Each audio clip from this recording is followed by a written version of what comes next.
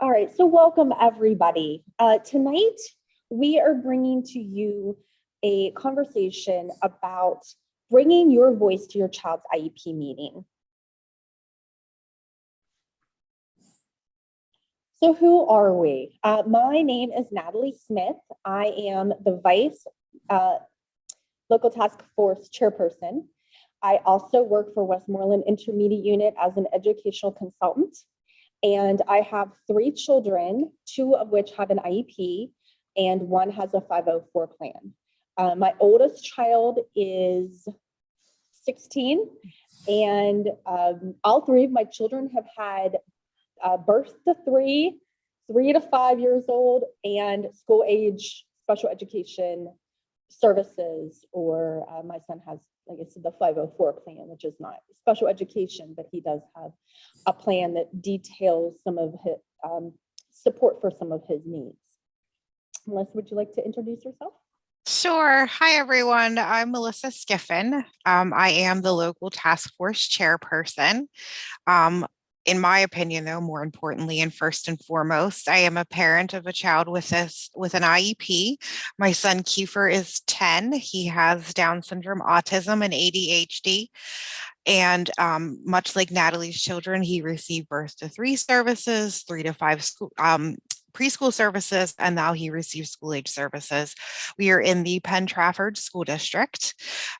Also, I work at Achieva as a disability advocate. So I get to help families and people with disabilities across their lifespan live their best lives. So thank you for joining us, and we're all glad you're here, and hopefully you will find the information tonight helpful. I know when Kiefer got his first IEP, I would have loved to have had a little how-to tutorial to try to understand the process. So we're glad you guys are all here with us tonight. And like Natalie said, feel free to chime in with any questions you may have. And please excuse some of the cats that are climbing around the back of the chair. So thank you. Thanks, Natalie. You're welcome. So what is the local task force? So we are a group of concerned parents, organization members, school members, community members who come together to work together in order to improve services for children in our county with disabilities. And we have about 6 meetings a year. Sometimes they're during the day, sometimes they're in the evening. And at every meeting, we have a speaker, and we often choose speakers with parents in mind. What do parents need to know? What types of supports do parents need in order to help their children? And we also, at the daytime meetings, we discuss local, state, federal guidelines, different laws that are being pushed through. Yes. We talk about any issues that we're seeing with educating children with disabilities. We bring you information from the Pennsylvania Department of Education, Bureau of Special Education. And we're a really great group, and we work very collaboratively together in order to support the kids that are the most important to us. So these are the topics we're going to talk about tonight. What is the parent's role, or the parent or the guardian's role in the IEP team? How to prepare for the IEP meeting, how to communicate without your emotions getting in the way. Tell you a little story about this morning. The meeting is over, now what? And feeling connected during the virtual meeting, because that was a big thing that I wanted to make sure that we addressed, because that was a struggle for me as a parent.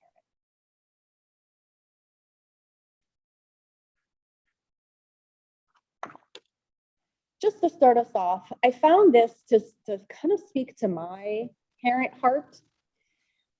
Until you have a child with special needs or disabilities, you have no idea of the depth of your strength, tenacity, and your resourcefulness. And that's very true. For 15 years in my profession, I sat on the administration side of the special education and IEP table. And then I had a child with a disability, a significant disability. And I remember my first IEP meeting, and I had been to hundreds of IEP meetings for other people's children. I was never so nervous or so concerned to go to that meeting than I had ever in my entire career. I was worried what other people would think of me. I was worried, what if they talk about something and I don't know how to respond? What if I don't know how to advocate for my child? And meanwhile, I had worked with so many parents who had done such good jobs and who were such good models for me. So just remember, you as a parent, you have what is needed to be your child's first and best advocate. Absolutely.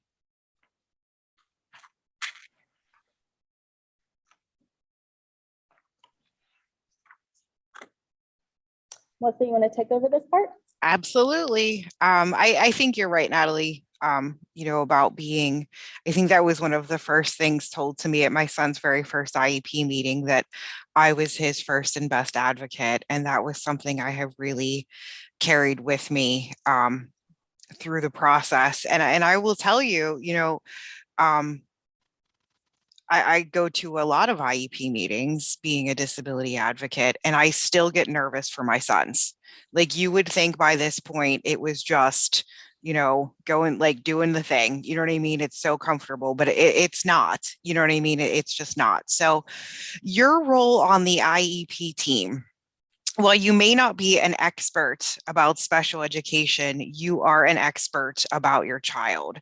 And I think that is so important. And I often talk to families and school districts and teachers and administrators, and I say, I am the expert on my son, but you are the educational expert. So let's come together, and I'll bring my knowledge and you bring yours, and we're going to work together as a team and identify barriers and brainstorm solutions and move forward. So I think that is important to remember. Next slide. Who should attend my child's IEP meeting? And I feel like this is a question that I get asked a lot. The Individuals with Disabilities Education Act, or as it is often called, IDEA, the federal law governing special education, lists parent guardian first on the list of required members of a student's IEP team. So the parent or guardian is up first on that list.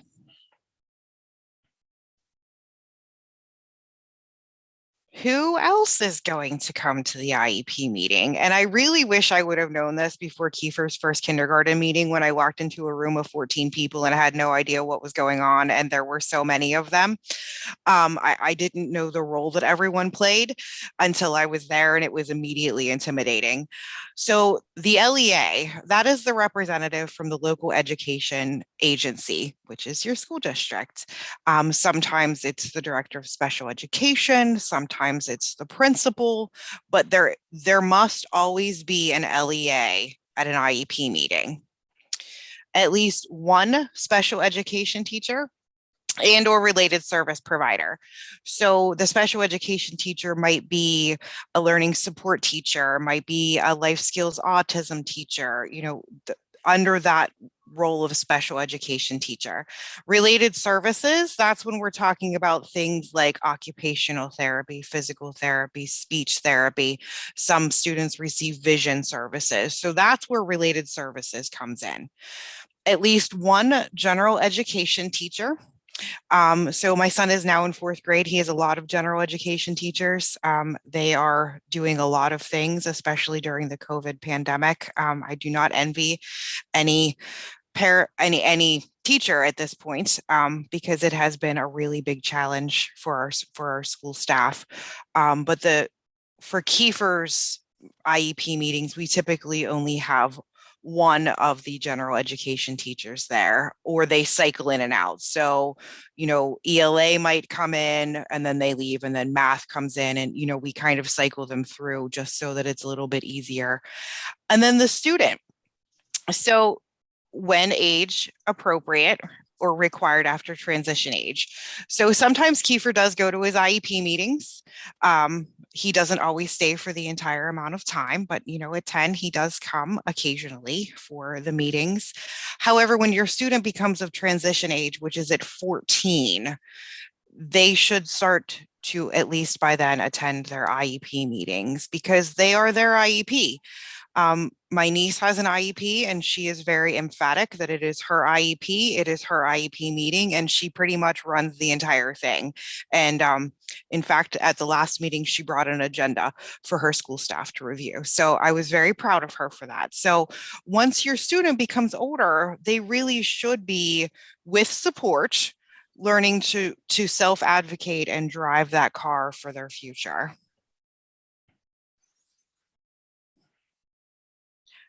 Others who may attend the meeting. And I feel like this is sometimes where I get a lot of the questions because it's like, well, can my so-and-so attend? Can my, I want my neighbor to attend or my mom to attend. So here's an idea of just some of the people that could attend an IEP meeting with you. An educational professional, such as the school psychologist. Sometimes the guidance counselor is there. Specialists and experts interpret recommendations, speak to specific modifications and programming. Child family advocate, that's me, speaks out on behalf of the parent or for the student. Language interpreters aid communication between educators and families when appropriate.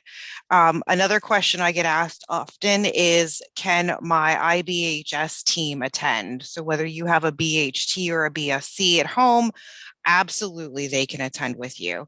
I believe, Natalie, and correct me if I'm wrong, but it comes down to someone who has knowledge about the student is able to attend the IEP meeting to support the parent. I've Parent can had, always bring their own guest. It doesn't have sure, to be somebody invited from the district. right.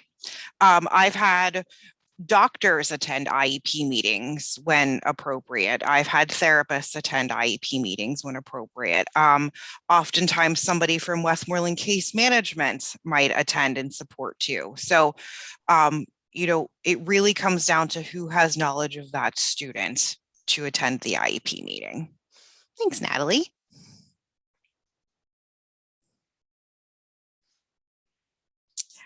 So I'm going to start at the bottom and work towards the top of the pyramid. So you were there to provide background information. So for example, my son struggles with thyroid issues. He has an underactive and an overactive thyroid, and I still don't quite understand how you have both, but here we are. The school needs to know that because that can affect his behavior. There can be physical symptoms of those things. So we always want to provide background information. When Kiefer, especially when Kiefer transitioned to kindergarten, I did a one-page document on who he was to highlight his strengths, things that he liked, what worked for him, what absolutely did not work for him. So that way, when he met his new school staff in kindergarten, he was able to get off on the right foot. Again, share strategies, tips that may help a child at school. For a long time, we worked with Kiefer on taking deep breaths, and it was something that he really struggled with the concept of. So we taught him to blow out the candle because he loves to blow out the candle on birthday cakes or anyone else's birthday cake for that matter. So it was just as simple as holding up our finger and taking a deep breath, and we blew out our candle together. And that was a strategy that really worked for him that I shared with the school to try to help de-escalate him should things be moving in a frustrating and rough direction for him. Keep focus on your child's short-term and long-term needs. I think this is really, really important. Oftentimes we only have so much time with the entire team at the table, and we want to make sure that we're using that time as effectively as possible. I always take a little note for myself, and Natalie, I know you're going to touch on that later, but I always take myself a little note in a notebook on what I want to talk about. For example, one of my goals for Kiefer is to go to high school not needing a one-on-one paraprofessional to support him. I know he's only in 4th grade, but we need to start putting strategies in place now so that we can achieve that goal by the time we're in 9th grade. So that's an example of a long-term goal. Short-term goals for right now, honestly, and I think a lot of parents can relate, we are just trying to get in the swing of going to school routinely and what that structure looks like because, school has been so disrupted for the last essentially almost 2 years that, it's been a rough thing for him. At the end of March, 2 years ago, he left school on a Friday and didn't go back for 3 months. And that was really confusing to him. And then last year it was in and out. And, even things with this year. So I think short term, we're just trying to get things back on track. But obviously, that's going to be different for every parent and every student. And my favorite is ask questions. I love to ask questions. I am a why, how person. So I have to understand the why and the how to make things make sense to me. So don't be afraid to ask questions. A lot of times, I found that even myself, I don't want to speak up. I don't want to say anything at first because, what if everyone else knows that? Or like, shouldn't I know that? But it's okay to ask questions. It is absolutely okay to ask questions. That's how we grow and that's how we learn. So I think it's important to ask questions. And if you don't feel comfortable asking a question with the 14 people on the other side of the table looking at you, you always have a point of contact when you leave the meeting. You can send an email after, you can make a phone call after. So, but don't be afraid to ask those questions. Like Natalie said, you are your child's first and best advocate. So how do you prepare for your IEP meeting? I always, and I meant to bring it and I forgot, but I have a binder for my students. And, I probably started it years ago when everything was not as digital in your fingertips, but sometimes going into a meeting and having the evaluations, having the IEPs there, having sometimes doctor reports, having nurse reports at your fingertips in case there's a question. Really, really helpful. I have found myself, as we're talking about a goal and I'm thinking, well, what was the goal like in the prior IEP? I can open it up and look and say, oh, this is what she accomplished, or this is what the goal that we wrote prior to, but I think we need to change it a little bit to look like this. So having a binder somewhere so that you can take it to meetings, you can refer to it.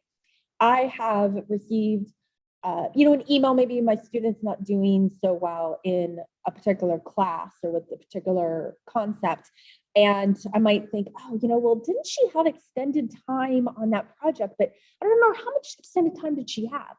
I have these IEPs right in my fingertips. So I can look at her specially designed instruction page and say, oh, you know what, it's in there, or it's in there, but it doesn't say clearly how much time. Maybe I need to bring this up to her case manager so we can change it. So having that information, any important emails that you might want to print off, you can certainly do this electronic too, but I always found it helpful. I like things that I can hold in my hands and carry with me if needed. So that's a good thing to start, is having that binder for your child. Here's some additional IEP parent prep. Sorry, I'm having trouble hearing you. My phone is talking back to me. Make a list of issues and questions, like Melissa said. There are so many times when you get into this meeting and it takes a direction that you might go down a tangent, and you're thinking, I know there was another issue, I know there was another question I wanted to make sure I addressed, but the meetings can be sometimes a little overwhelming. So make a list of the issues and the questions and keep it. Even if you don't have an IEP meeting coming up, maybe it's something that you want to address in an email, but you want to wait and see, oh, let me see how she does on this next activity or this next quiz before I bring it up. I have a running list of things that I want to remember about my child and their education. And that way I can refer to it, I can bring it up, I can write notes next to it so that I remember when I'm having conversations or I'm helping her. Like Melissa mentioned, think about the future goals for your child. It's really hard to think when your child is 5, where is my child going to be when they graduate? And then you find yourself the parent of a 10th grader who reminds you frequently that in just a couple years, she's going to be 18. And then you start to panic and you think, did I make all the right choices? If I had known back when she was in 2nd or 3rd grade that this was the direction I wanted to make sure that we went with her education. So you keep in mind those short-term and those long-term goals. I always like to ask my IEP team for a draft copy of the IEP ahead of time. And they can write on their draft. We know that IEP should be draft when you go into any meeting, but sometimes IEPs may be short, and sometimes, like my daughters, they can be 71 pages. And that is a whole lot to digest at a meeting.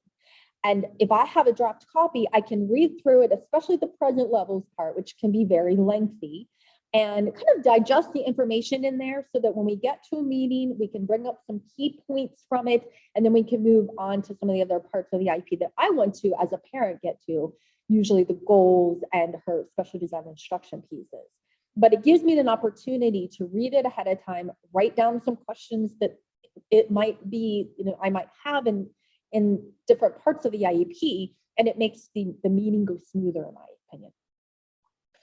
Talk to your child. As your child gets older, it becomes more and more important to start turning the tables from you always being their advocate voice to them being their own child's advocate voice, their own advocate voice. Children need to understand what they need to do to grow and the things that they need in order to learn.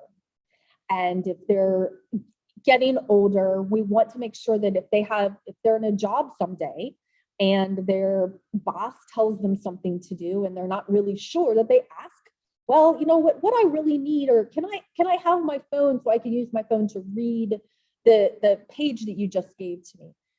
Teach them as they're young to advocate for their needs. And the only way you can do that is to make sure that you're talking to them about their strengths and their areas that they need to grow. And it definitely helps to talk to another person. Sometimes when I am frustrated or excited or nervous or worried, talking to somebody else, my mother, my husband, my friend Melissa, whoever it might be, talk to another person before you go to a meeting and say, this is what I'm thinking. What do you think about this? Or do you think this might be something that we could achieve with our child? Talking to another person puts things into perspective for you. It makes you realize whether you are, getting too over concerned about an area or whether you're not getting concerned enough. It definitely supports you as a parent before you walk into that meeting. Here are some things that I always think about bringing to an IEP meeting. I love bringing a picture of a child. I worked in early intervention years ago.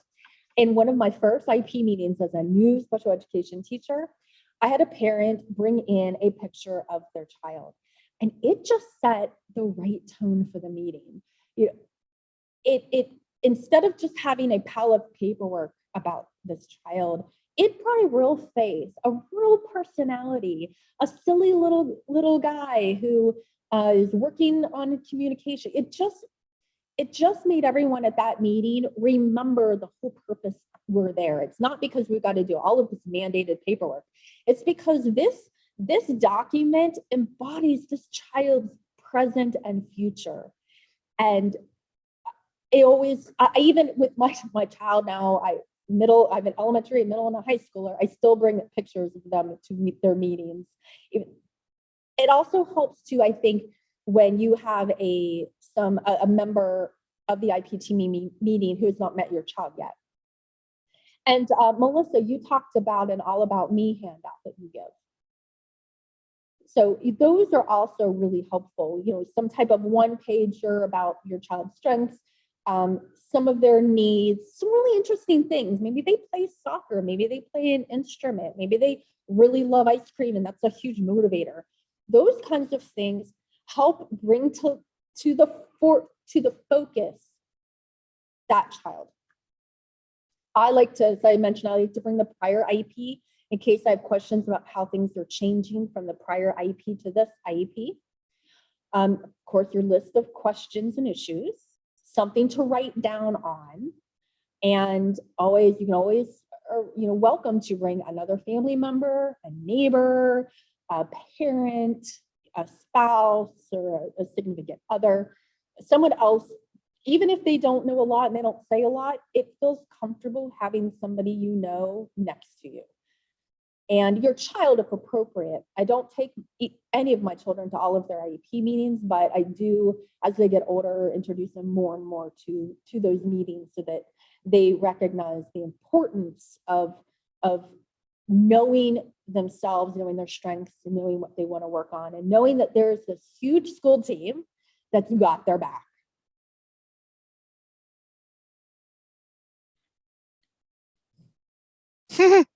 So I thought it was kind of ironic that you gave me that I'm talking on the topic of emotions, because I tend to be I wear my emotions on my sleeve, and I live my life at a 10. So I thought it was kind of funny that you shared that, but maybe I am the right person to talk about this, because I think from where I started with my first IEP when Kiefer was in preschool to where we are now, I think I've gotten a little bit better at keeping things even keeled. So next slide, please. How to communicate your emotions without getting in the way. Like I said, this is a struggle for me, especially where my son is concerned. Number one, use I statements. I understand. I've noticed. I am not understanding. Number two, monitor your body language. I'm 100% guilty of this. If my mother was on this meeting, she would tell you that I am an eye roller from about the time I was 2. So be mindful of that. I also tend to do it when I'm nervous, more so than anything else. So that is another thing that I be aware of your mannerisms. Use a calm, matter-of-fact tone. I think going back to what Natalie was saying about preparing for the IEP helps me to do this because it keeps me on track. It keeps me focused. I have a path. Focus on the positive. What is working? What are the wins? And I think that is important. I've gone to some IEP meetings, whether for my son or in support of somebody else, and the meeting starts off, negative. So-and-so can't, so-and-so won't, negative behaviors. I think it's important to focus on those positives, because sometimes if we can come together on the positives, we can move forward with a positive plan to support a student. Ask to take a short break if the meeting turns unproductive or emotional. It is 100% okay to ask for a break in an IEP meeting. You can also ask to reconvene at another time. Correct. Absolutely.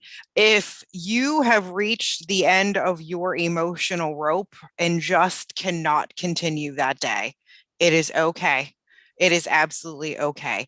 These are our children and we love them, and it's completely okay. I myself have asked to take a break, walk out of the room, get a drink of water, take a deep breath, whatever you need to do, because you are your child's best advocate, but you also need to practice self-care. You also need to make sure that you're okay. Stick to the facts and avoid assumptions. I think this one can be tricky. Sometimes kids come home and they tell the story from their kid perspective, and maybe that's not exactly how the situation happened. I always draft an email to my school district, and then I give myself a little bit of time and go back and reread my email to make sure that I am pulling my emotions out of it. Because at the end of the day, what I'm trying to do is understand a situation. I'm not trying to accuse anybody of anything. I'm not trying to argue with anyone. I just want to understand what's going on with my son. And for Kiefer and our family, that can be a little bit more challenging because he does have limited verbal communication skills. So if an adult from the school doesn't tell me, oftentimes I don't know about it. So it's, if little things get left out here and there, it's easy to jump to conclusions. Bring a buddy. I think that, throughout all of these little tips and tricks, making sure that you have support is one of the biggest things that I think is most important. I don't know how many times I've called Natalie over the years and said, this is what's going on. This is where I'm at. Can you explain this to me? Maybe I'm not understanding. Maybe I'm missing something. What do you think? And she has really been a good support for me. And I do have a lot of other parents that are great supports for me. So take a buddy, whether it's in person or virtual, it's okay to take somebody to support you. Like I said before, it can be really intimidating with 14 people on one side of the table. So it does help. I can remember my first IEP meeting with our school district, and I had an advocate with me. And I don't think she said anything the entire time we were there. But just the fact that she was sitting next to me made me feel better, made me feel more comfortable and more confident. Next slide. Thank you. Wanted to jump in. When I'm at meetings, my emotions are, I get really apologetic and weepy. I remember the first IEP meeting in front of colleagues I had worked with for years professionally. I started to cry. And then once I started to cry, I realized I was crying, and then I could stop, and it felt so awkward. And now I just kind of embrace it, and I say, I get super emotional. We've been through a lot with this amazing kid. She's come so far. And so I'm usually, I just let you know if I get a little choked up, it's just because, the emotions are so strong, and we've done so much, and we've had such, a great individuals to work with in her schools. But I'm always weepy, and I always apologize for that.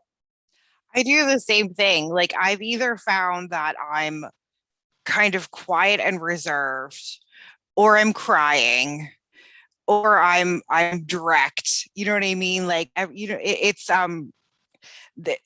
it's funny how it goes. You know what I mean? Like, or sometimes I'm cracking jokes. You know what I mean? Like, it's just a kind of like, pre-COVID, I used to take donuts or cookies to IEP meetings because I feel like everybody just gets along better and things move a lot smoother when you're sharing cookies.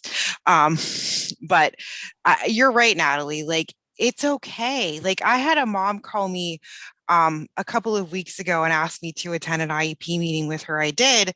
And after the meeting, she called me and apologized for becoming weepy at the meeting. And I'm like, oh my goodness, please don't ever apologize for being a caring parent. Like, that's absolutely okay. It's okay to have emotions.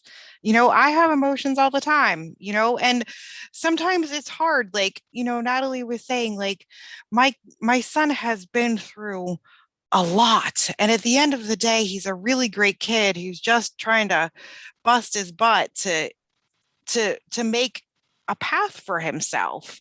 And as long as I stay focused on, like, little things like a speech goal, I'm okay. But if we start talking about where he started and where he's come and where he's going to go, I get really emotional about that. I absolutely do. And it's completely okay to feel that way. All right, so you've had your IEP meeting, you took all the things you needed to take, you took some notes. So now what? Are you done for a year? Your job isn't done when you walk out of that IEP room. I always try to summarize the meeting, just a few important pieces to the educators and to the LEA, and list any next steps you talked about. So frequently we talk about, we were talking about a few years ago, having my child as part of like a social communication group.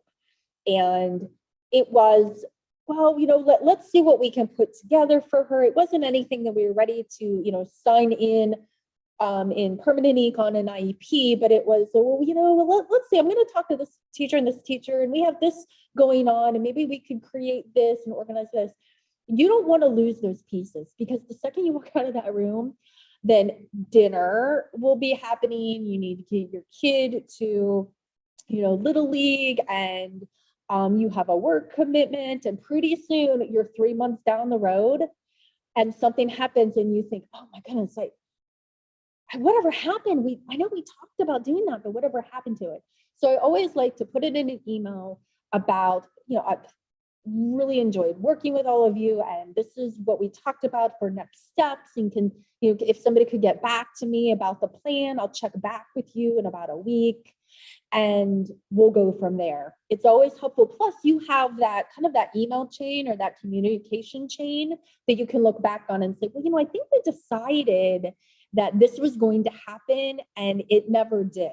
So now we need to make sure that we sit down at an IEP meeting, and we need to now make sure it goes in the IEP document so that it's happening.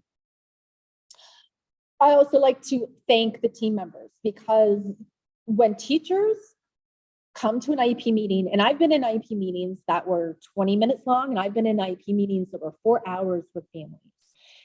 Those teachers are always missing some of what it is that they need to be doing for your child and the other children. Sometimes they're missing their plan period. Sometimes they're missing class and they're putting a sub in that class. So it's always great to thank all of the team members for the time. And like I said, build it into that, the summarization of the meeting and the next steps. Make sure you talk to your child about their plan, even if they're young. I remember when my youngest child had a lot of articulation errors, to the point where her speech was unrecognizable. And so after her meeting, I went home, and she was in the first grade, and this is what, when you go to see your speech therapist, this is the sounds you're going to work on, and we're going to work on it at home. And do you know what the sounds that how we're going to work on it together? And she knew from a very early age that she had this plan, as every child should have a plan, even if they don't have an IEP, a plan for growing. Make sure you communicate that to your child. And add documents to your binder. So I've been getting a lot of email documents, but I like things printed out. But if they're emailed, Google is free. Make a Google folder and put all of the documents in there. Keep your documents somewhere, because it's a really good practice to get into the hang of, right before an IEP meeting, looking at that prior IEP so that you know what you might be talking about. You might be discussing, that meeting coming up.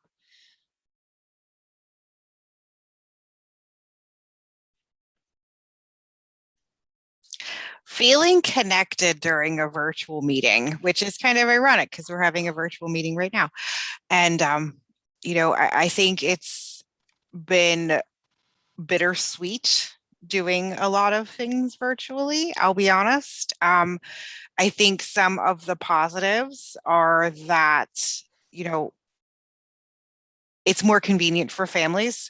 So for example, if a student is going to school in Westmoreland County and mom and dad work in Allegheny County, it's a lot more convenient for them to be able to hop on a computer and do an IEP meeting than take time off work, drive to the school, sit in traffic. I think there's a lot of positives that have come out of that. I also think that with having computer screens between all of us, sometimes there is somewhat of a disconnect between the IEP team. And, it's not that, like I said before, prior to COVID, we're all sharing cookies around a table. We're not really doing that anymore. Even if you are having any kind of in-person meeting, everyone's wearing a mask. It's hard to see facial expressions. It's hard to take those personal cues. So I think it has been a really trying time. And Natalie, I give you credit for adding this to the presentation, because I think it is really important to talk about. Technology considerations. As Natalie said earlier, request an IEP draft ahead of time. I like to read through my son's IEPs, usually in the evening after he's in bed, with a cup of tea or a cup of coffee, and just kind of ingest all of the words that are written on those pages. At one time, when we were doing in-person meetings all the time, you would go to an IEP meeting and 14 IEPs would be passed out around to everyone sitting at the table, and you kind of went through page by page.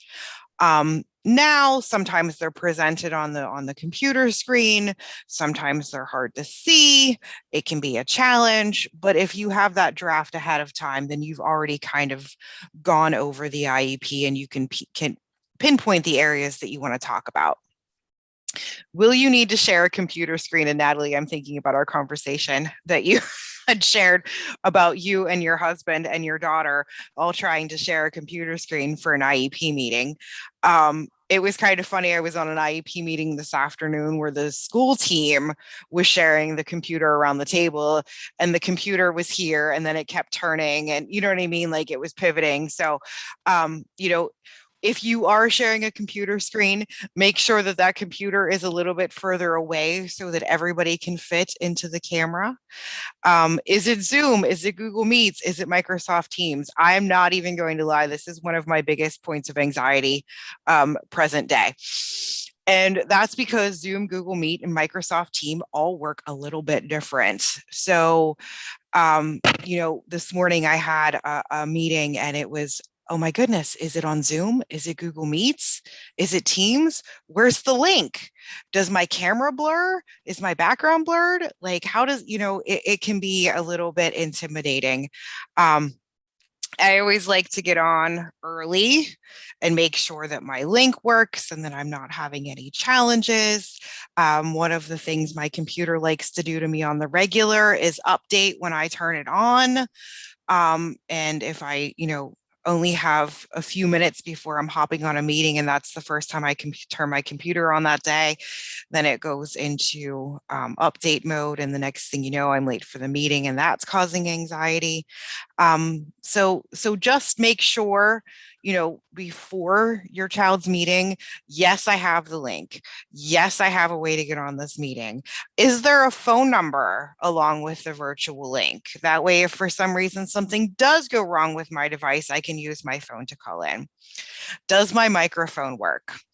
Also, again, like I've been using this headset now for 3 months, and literally, Natalie, even tonight, while I was waiting for you to open the Zoom meeting, I'm testing my microphone, I'm testing my earbud, I'm doing the whole 9 yards just to make sure that everything is working well.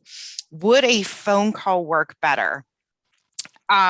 In my experience, if I need to have a conversation with Kiefer's learning support teacher, sometimes it's just easier for us to get on the telephone and have a conversation instead of doing a Zoom and using a link. And, then the internet cuts out, which has happened to me on the regular. A few months back, I was doing a Zoom meeting and I was actually supposed to start presenting at the time that Comcast decided they were going to work on my road and shut off my internet. So, like I said, it's bittersweet. Some of these things are super flexible and some of these things have presented more challenges. Sometimes I feel like it's just easier to pick up the phone and have a conversation, And one thing I wanted to point out, Natalie, you actually I've been thinking about this a lot since our conversation. For the longest time, I always called Kiefer's learning support teacher for everything. And you kind of challenged me a few weeks ago when we were talking about reaching out to the general education teachers when there's an issue. And it was like, oh my goodness, I'm so guilty of that. I call his learning support teacher for everything, regardless of what the situation is. I could have very easily emailed or called his math teacher and had a conversation about that situation. So, sometimes it is worth that quick phone call, that conversation. One thing I will say is that I think the communication lines between the family, the student, and the school need to be wide open. If you have an issue, please communicate that with someone from the school, whether it's the teacher, the principal, the guidance counselor, someone. The school cannot fix what they do not know. So please have that line of communication open. But I think it goes the other way too. If the school sees something or they have concerns or they have a question, I tell all of my son's teachers, The nurse at the school, the principal, please pick up the phone and call me. If you have a question, if something's concerning to you, if he seems off that day, I want to know about it. So I think it's important to have those open lines of communication. Meeting norms. Should cameras be on or off? I think that, I've been to a training in COVID times where, it was a 6-day intensive training and our cameras were required to be on the entire time. It was a lot. I think it's important to kind of set those ground rules at the beginning of the meeting. Have everyone introduce themselves. So if you were in an in-person IEP meeting, everyone goes around the room. There's a sign-in sheet. It goes around the room. Everyone says, this is who I am. This is why I'm here. Everyone signs in on a piece of paper. That is not necessarily happening with virtual meetings. I was actually on a meeting a few days ago at the end of last week, and there were a lot of people on this IEP meeting, and the school district said, I don't know who any of you are. And it was, there was a lot of people in that room, and the school district didn't even know whether they were people that were supposed to be in that Zoom meeting. So I think it is important to go around and identify yourselves. Make sure that everyone has a voice, especially you. I see it all the time. And Natalie, I'm sure you do too. And anyone else that does Zoom meetings, you're stepping all over each other. You're interrupting each other. Some people use, I know Zoom has these reactions. Some people use the raise hand. Some people don't. It's kind of hard to know when to interject or when to pose a question or the manner to pose a question. Should I use chat? Should I just say it? What does this look like? So, but you want to make sure you're being heard. I have been in IEP meetings that, some of the related services, your speech, your OT, your physical therapy, and they're not even communicating. They're not saying anything. So you want to make sure that everyone's heard at those meetings. Make sure the meeting is about your child. That is why you were there. Your child and your child's IEP and your child's success, present and future. So you want to make sure that the focus is all about your child. Request an agenda if you are unsure of the process of the meeting. So I know that I can still remember my first IEP meeting for Kiefer, even though it was a long, long time ago. It was really intimidating. I didn't know any of the parts of the IEP. What does this look like? What do I say? When do I talk? What's going on? It is okay to ask your school team for an agenda of what that's going to look like, whether maybe there's a new evaluation to review. Maybe there are, the schools has concerns with math or another subject. What is this meeting going to look like? I have been known in the past to also create an agenda and email it to my school team, like Natalie was saying earlier, to share your concerns, your questions, make that list. Sometimes I do send that out in advance because I want the team to know these are the questions that I have, because sometimes maybe the person that has the answer to those questions wasn't going to be at that IEP meeting, but because I had sent the list out in advance, they can make sure that that person can be in attendance. For example, oftentimes the school nurse doesn't attend IEP meetings, but there are definitely times when the school nurse needs to be in attendance of those meetings. So it's important to communicate that.